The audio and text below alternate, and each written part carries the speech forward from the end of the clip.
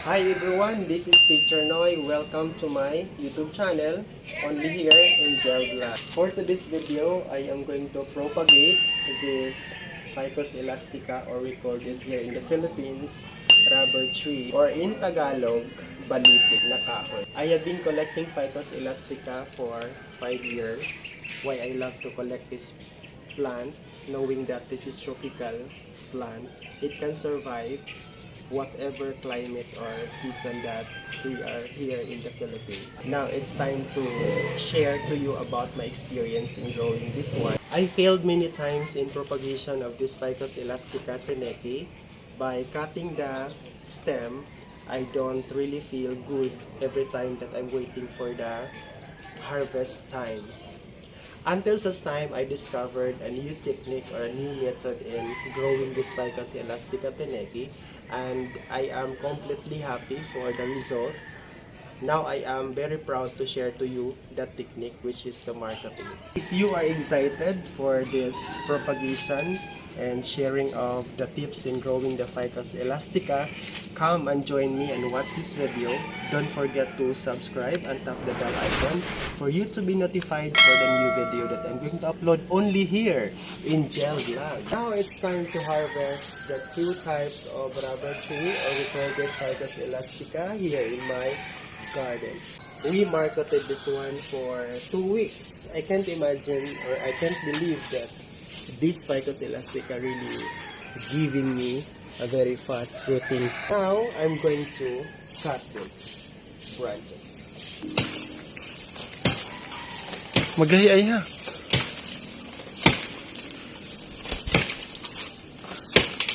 Putan ay na ah.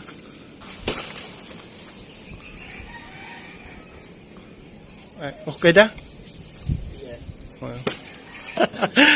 One, two, ready, go. Sige, baba. It's really hard, and this is the first time that I am harvesting this Ficus elastica with so much. Ay, gana ngini, gana ang sa ni huge. shorts. I mean, it has so many branches. Look at that. The leaves are really growing well. We cannot really deny the fact that we have this kind of roots, Oh. the first harvest, and we will witness how it will grow. Toyo. Diretso. Haladong pa rin ka mo.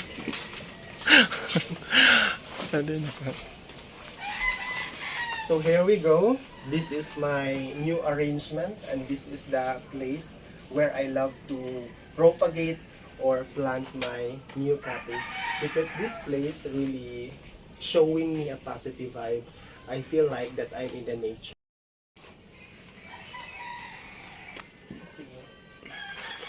Tama ang kung anong. It's so sarap and so yummy. Magasi aga.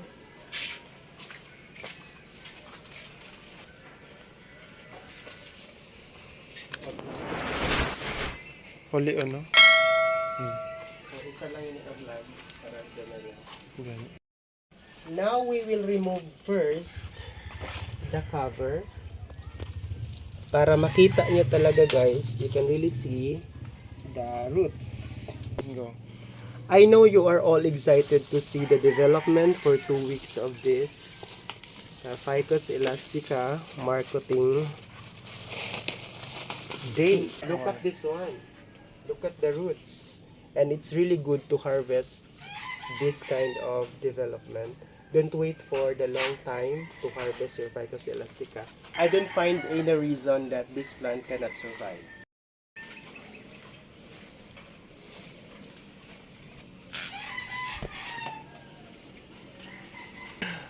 Nice, Angela.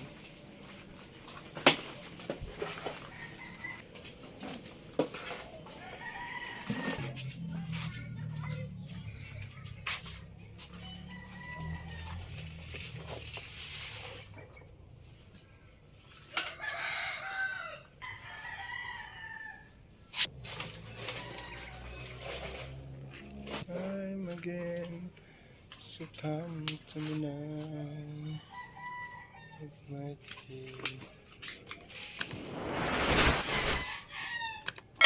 finally, matatapos na tayo sa pagtanim ng Ficus elastica na ito. And it's really hard kapag mag-propagate tayo na kulang tayo ng mga lupa. So ito ganito kalaki, napakalaki ng pot, magkukonsume talaga ng oras na masyadong mahaba-haba. At kailangan punuin natin. Yung foundation kasi ng ano niya dapat very strong. Kasi kapag minamarkot ng mga ficus o anumang mga plant, kailangan compacted talaga yung soil. Yung ipipress mo talaga para hindi siya ma-move frequently. Yun yung dahilan din na namamatay yung ating propagation kapag hindi natin ginamit ko yung soil. That's it for now. I just woke up and it's really cold here in the garden. My purpose is to show to you about the update of the Ficus elastica Tineke that I propagated. I didn't upload this content of my vlog because I waited for several weeks just to give you an update if the marketed Ficus elastica that I cut for 2 weeks will really survive. Knowing that's the first stem with so many branches that I cut for the first time in the history of my propagation about Ficus elastica. So let's check it out about the update. Let's check it out here. This is it. Look at the leaves. Leaves are getting stronger. There is no sign of any fatality or a sign of not surviving. I do believe that my propagation is successful. Once the leaves are looking good and no sign of dropping of the leaves or even changing of color, that's one way that your propagation is good. I did it. Ang ganda naman ng ano niya, ang ganda naman ng tree form niya. Look at that. For 2 weeks, that's the update. So I will transfer this in the open area wherein it will stand out. That's my purpose. And it will serve also as a shade of the other plants, especially the potted plants that I have here in my garden. So thank you so much guys for watching. Don't forget to subscribe and tap the bell icon. Thank you for joining me and watching my propagation of the Ficus elastica Tineke. Once again, this is Teacher No saying planting is part of my passion.